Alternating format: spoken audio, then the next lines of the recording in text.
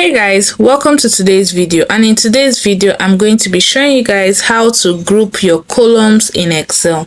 So how do you go about that? So I want to group this column, the day 3 to day 5.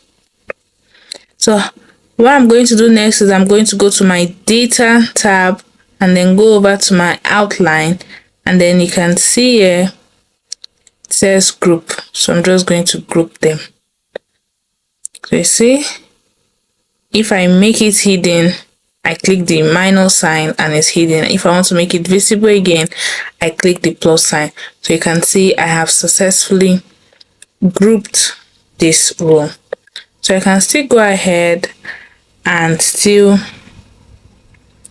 group these rows together.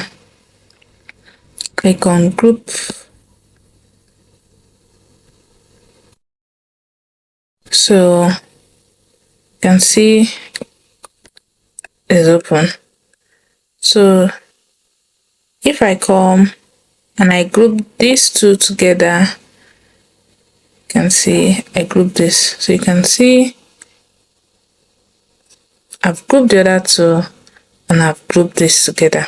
So guys, this is how you group your columns in Excel. Thank you guys for watching and see you all next time.